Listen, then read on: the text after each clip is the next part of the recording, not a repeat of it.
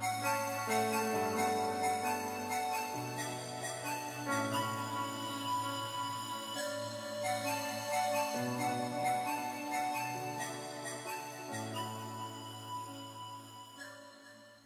les amis, salut chers internautes.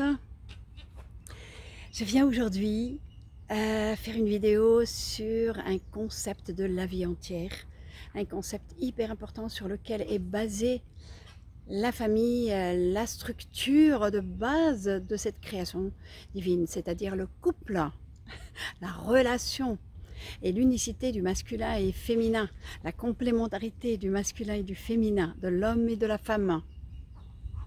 Le couple.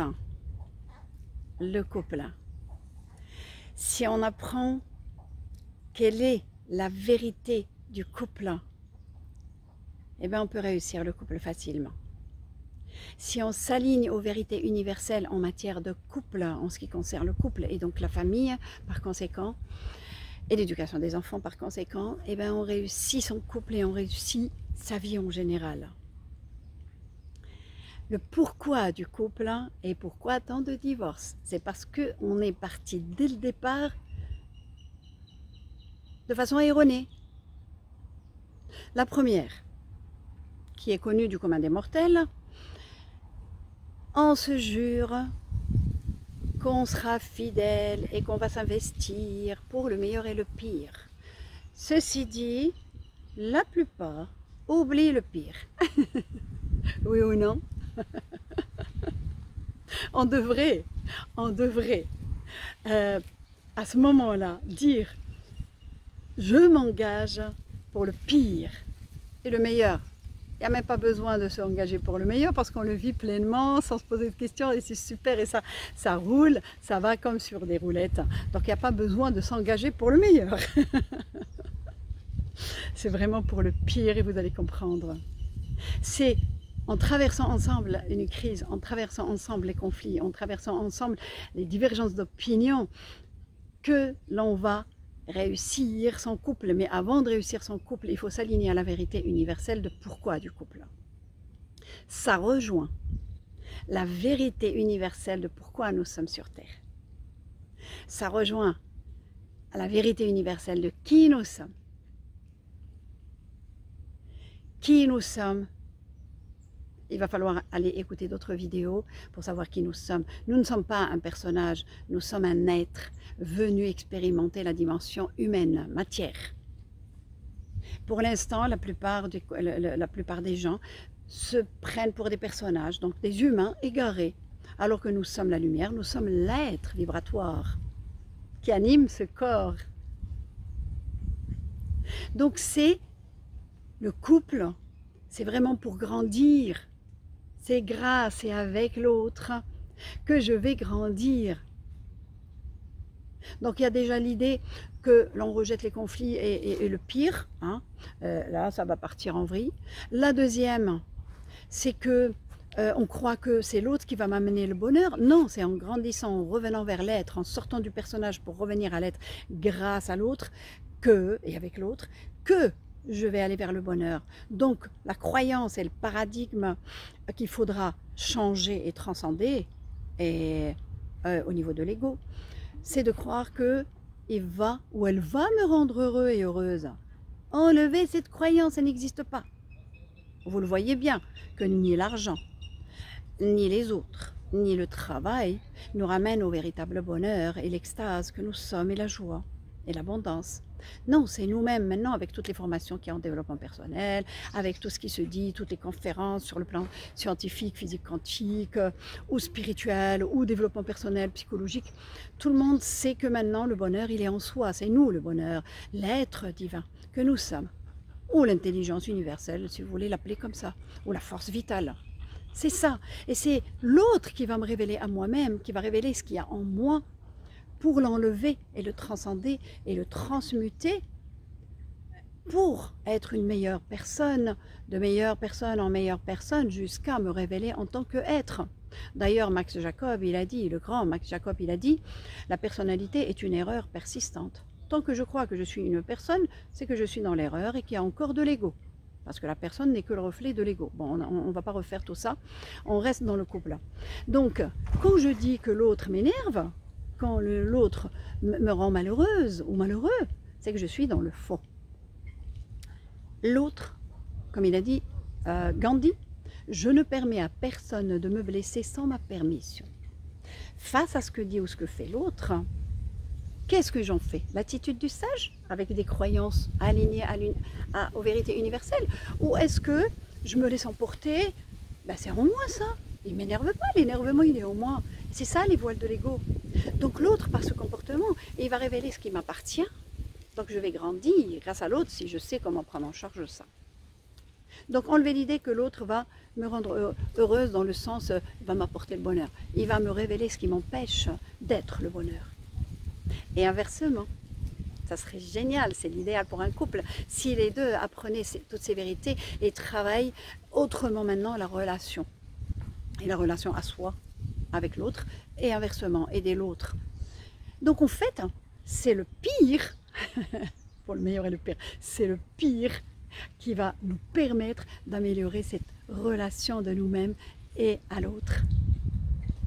Et tant qu'on rejette les souffrances, les conflits, et qu'on est dans le jugement de l'autre et tout ça, comme quoi c'est lui qui nous pourrit la vie et tout, eh ben c'est voué à l'échec, ça partira vers le divorce, séparation, ou alors, selon les besoins de chaque personne, elle va rester avec l'autre, mais c'est du faux, hein, quand on ne part pas avec un engagement vrai, hein, et on est authentique avec l'autre, et engagé vraiment jusqu'au bout, eh ben ça partira en vrille, hein, tôt ou tard, tôt ou tard. La loi de l'attraction va se charger de séparer le couple parce qu'ils n'ont pas su grandir en eux-mêmes à deux. Vous comprenez que l'énervement, il est en soi.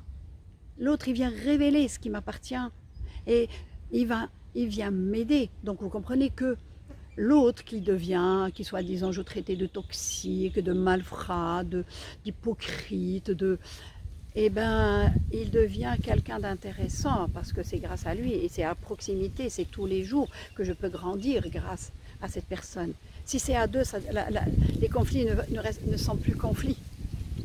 Si on est à deux dans cette vérité, eh ben, on commence à adorer ce qui se soulève en nous face à ce que dit ou ce que fait l'autre, ou le manquement de l'autre. Pourquoi? Parce que, comme on dit, l'extérieur n'est que le reflet de l'intérieur. Tout le monde adore dire cette phrase. Hein? En arabe, j'adore le dire. Comme il le dit, le divin, le créateur qui nous a fait, qui a fait tout le monde, et ce jeu de la vie,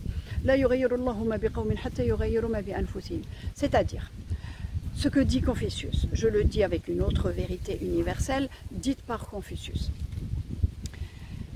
Si vous voyez quelqu'un faire quelque chose de bien, imitez-le. Ok, parfait, ça c'est cool. Si vous voyez quelqu'un faire quelque chose de moins bien, c'est pour vous dire qu'il n'y a rien de mauvais, hein, moins bien, regardez en quoi vous lui ressemblez. C'est dans l'inconscient profond, c'est dans l'ego. Quand on dit quelqu'un est toxique, la toxicité, elle est en soi. Elle est dans l'inconscient profond, c'est pas moi je suis toxique, non. Le conscient, il dit autre chose. On est en train de jouer d'inconscient à inconscient. Dans un couple, c'est les êtres, le beau, le magnifique, qui nous unit, ou l'ego en paix. Et à ce moment-là, il nous unit pour qu'on puisse travailler l'ego et grandir. C'est un projet de vie, un couple. Donc il va falloir élaborer un plan d'action, se mettre d'accord sur le comment, et voilà, mais aligné aux vérités universelles. Vous comprenez? Donc si vous traitez l'autre, vous jugez l'autre, en fait vous vous jugez. L'autre n'est que le miroir, hein, comme il a dit Rumi, comme ils ont tous dit, hein, comme disent toutes ces citations que je viens de vous transmettre. Si je vois quelque chose et que je juge pas, ok, ben elle est en moi. Pourquoi elle viendrait à moi et pas au voisin et à l'autre? C'est parce que c'est moi. On dit il est attiré, mais en fait la vérité elle est beaucoup plus profonde que ça. Et on s'est rencontrés pour travailler l'ego. On s'est rencontrés pour que chacun révèle à l'autre ce qu'il a à enlever pour pouvoir grandir en soi jusqu'à devenir l'être. La bonté, la générosité, l'abondance, la joie, le bonheur, l'amour, l'amour inconditionnel. Donc enlever l'idée que les conflits sont à jeter, enlever l'idée de ces jugements et tout, et qu'en fait, il n'y a pas de mal à reconnaître que la toxicité en moi et l'autre l'a révélée en moi. Hein. Il n'y a pas de mal, c'est pas une toxicité, c'est juste des voiles de l'ego, c'est notre égarement qui a dit la toxicité. C'est parce qu'on n'a pas appris véritablement à vivre en couple, parce qu'on a des modèles autour de nous qui se déchirent, qui sont entre guillemets hypocrites, ils ne savent pas comment faire. Ok, on ne sait pas, on ne nous apprend pas. Donc il faut apprendre, tout s'apprend. Et si on est engagé pour le pire, pour les conflits, pour les doutes, pour les problématiques, là on va grandir, là on va aider l'autre à grandir. Alors, la question qui va se poser, parce qu'elle se pose toujours lorsque j'accompagne l'un des partenaires, et c'est le couple qui va le mieux, très très très bien, la question c'est que si moi je suis dans ces vérités et que je travaille sur moi grâce à ces caprices, à ces conneries, à ces machins, hein, tous ces jugements là, alors comment faire? Hein, on sait qu'il y a une loi d'attraction qui va attirer ceux qui sont dans les mêmes vibrations. À ce moment-là, non, ça dépend du degré d'expertise et de savoir qu'on a, d'expertise du coach, par exemple, si vous allez travailler pour sauver votre couple et votre famille et la descendance.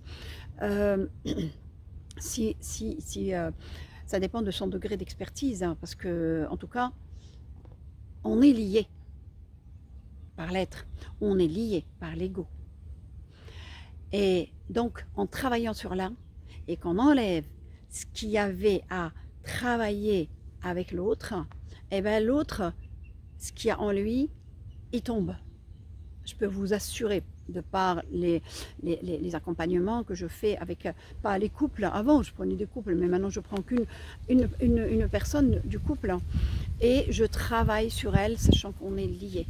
Et que l'autre est le reflet.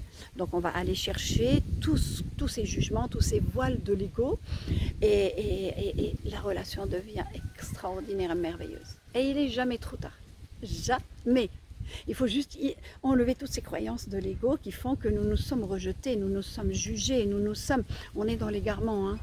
Et le couple, c'est le meilleur laboratoire de recherche de soi, parce qu'on a quelqu'un à domicile. Tous les jours, on peut checker notre façon de grandir. Et bien sûr, on ne peut pas penser qu'à soi. Il faut aider l'autre à grandir, s'il veut. Hein. S'il ne veut pas, soit c'est que vous allez devoir grandir grâce à lui encore, et ensuite après vous allez vous séparer. Alors je vous donne un conseil pour les personnes qui veulent divorcer. Travaillez sur vous-même avec l'autre, maintenant avec ses vérités. Hein. Travaillez avant de partir, parce que vous partirez avec ce que vous avez là. Vous allez attirer la même personne, parce qu'on est là en couple pour se révéler à nous-mêmes et grandir. Donc vous rencontrerez un autre partenaire et vous allez voir qu'il y aura des conflits, il y aura des souffrances, il y aura, sauf si vous êtes assis pour voir au moins, même si vous n'êtes pas aligné vraiment aux vérités, que vous appreniez de vos erreurs, que vous reconnaissiez que vous faisiez des erreurs et tout ça, et que vous ne ferez pas ça. Quelqu'un qui prend conscience et qui est dans l'humilité de voir ses erreurs et de les corriger, et qui sait comment les corriger, oui, il se peut que le couple aille mieux, le deuxième. Mais attention, il y aura d'autres vérités qui vont se révéler, il n'y a pas de hasard. On est toujours avec l'âme sœur.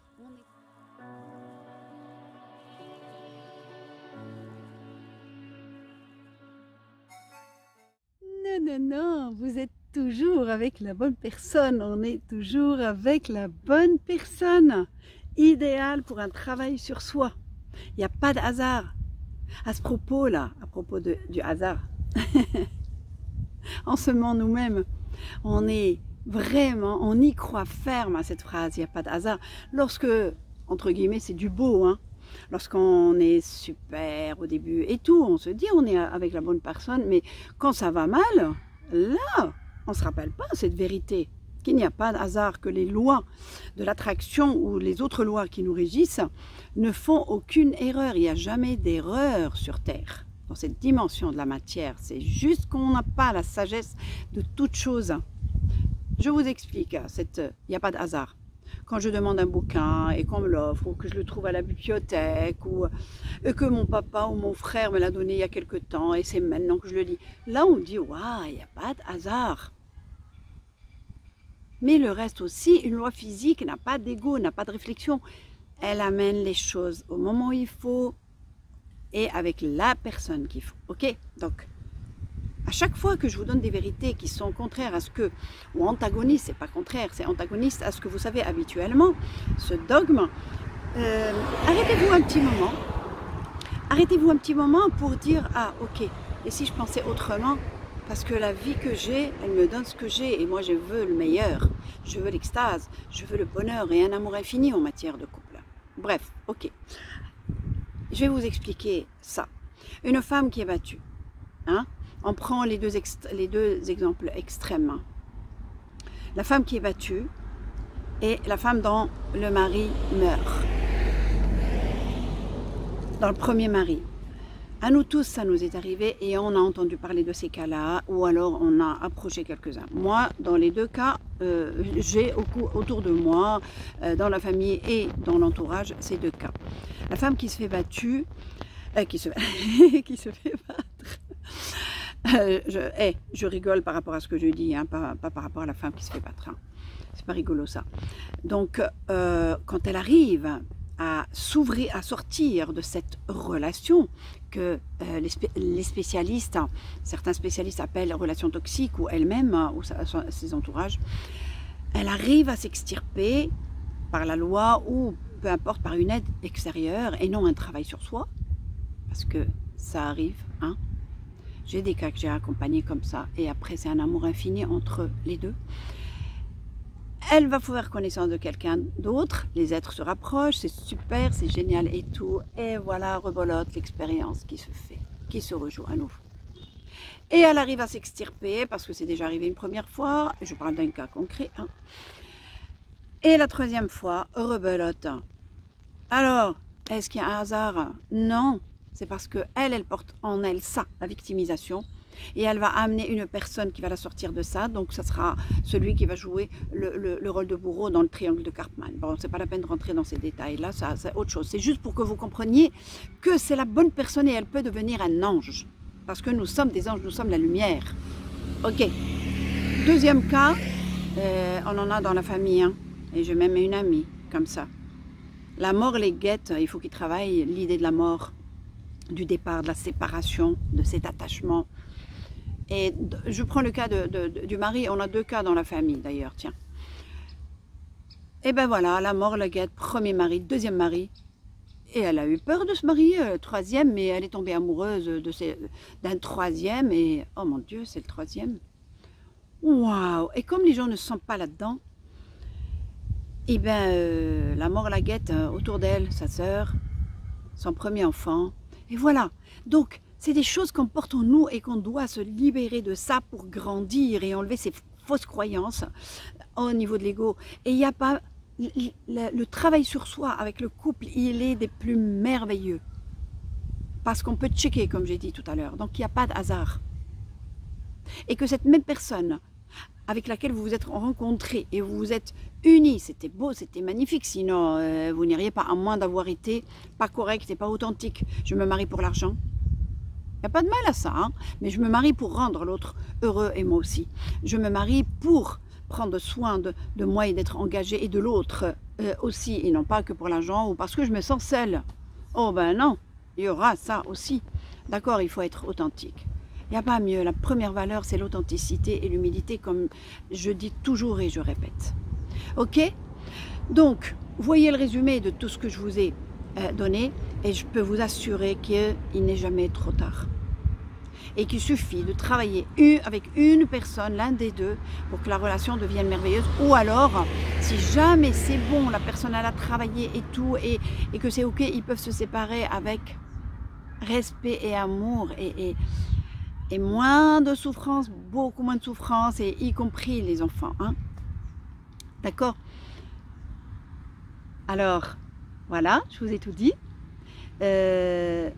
Je finirai par je vous aime, comme d'habitude, Naïma Benani, coach de vie, thérapeute, par la lumière, de tout type de symptômes psychiques, organiques, et docteur en immunologie, les défenses immunitaires et autres défenses de l'organisme.